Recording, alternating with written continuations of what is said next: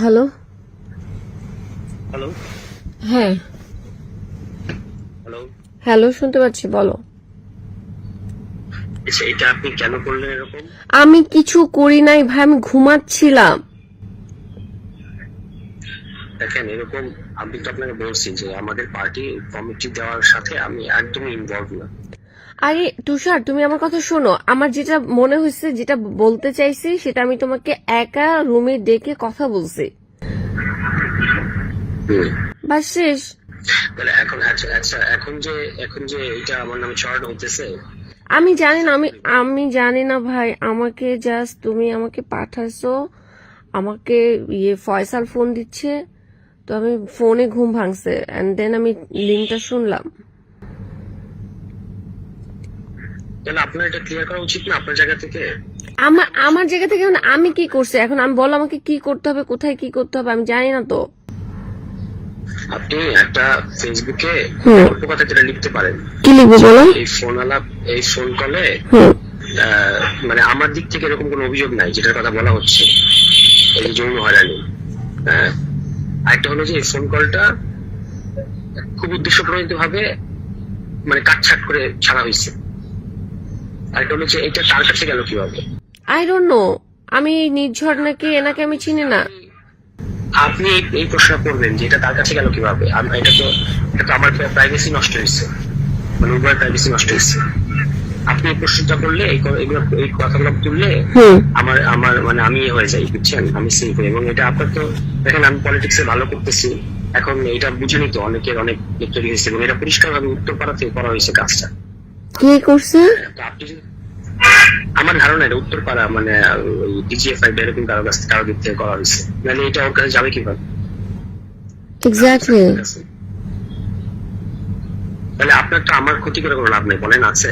আমি তোমার ক্ষতি, তুষার, আমি তোমার ক্ষতি কেন করব? তুষার, তোমার সাথে যা কথা বলার আমি তোমাকে আলাদা রুমে ডেকে নিয়ে কথা বলছি। হ্যাঁ, এখন তাহলে আপনি এই তিনটা জিনিসটা ক্লিয়ার করতে পারেন, তাহলে তো একদম জিনিসটা ভাইরাল হওয়ার আগে এবং আমার বিরুদ্ধে একটা মব ট্রায়াল হওয়ার আগে জিনিসটা ঠান্ডা হয়। দেখেন আমি একদম মব ট্রায়াল আগে। আচ্ছা তুমি, আচ্ছা বুঝছি, আমার নাম এখানে কোথাও আসে নাই। এখন যদি এটা আমি বলি, তাহলে এটা আর একটু প্রমিনেন্ট হয়ে যাবে না? না, কিন্তু এটা সবাই বুঝতেছে যে আপনি আপনার ছবি দিছে, দেখেন না? আমার নাম এখানে নাই। আমার ভয়েস কয়জন চিনে? না না, এটা বোঝা যাচ্ছে যে আপনি এটা হলো জেস্টার অফ ফ্রেন্ডশিপ। আপনার তো আমাকে এখন সেভ করা উচিত। দেখেন এটা তো আমি অবশ্যই না, শুনো এখন শুনো। আচ্ছা আমি একটু লেনিন ভাইয়ের সাথে কথা বলে নিই। লেনিন ভাই, আমাকে একটু সময় দাও প্লিজ। আমি একা এভাবে কিছু ডিসিশন নিতে পারবো না। আমাদের আমার মাথা এখন কাজ করতেছে না। আমি রাত্রেবেলা 1টার সময় বাসায় আসছি এনসিপি থেকে। তাহলে আপনি এনসিপি পলিটিক্স করবেন আর আমার ক্ষতি করে আপনার কোনো লাভ আছে বলেন?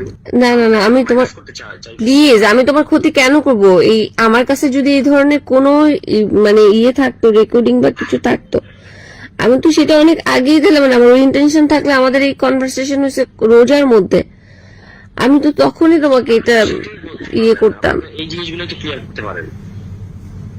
হ্যাঁ সেটাই, মানে এখন ওখানে আমার কোনো নাম নাই। এখন আমি খামাখা এটার মধ্যে নাম যদি আমি স্ট্যাটাস দেই, আমাকে ট্রোল করা শুরু করবে মানুষ। এমনিতেই আমার কত রকমের ঝামেলা তুমি তো জানো।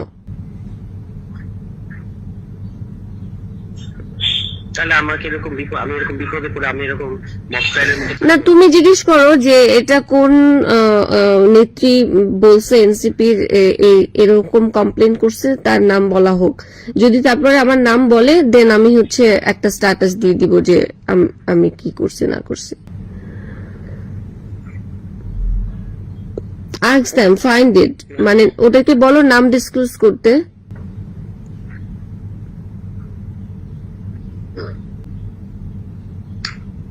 For more updates, follow us on Facebook, subscribe our YouTube channel, get the latest update on www.daily-sun.com.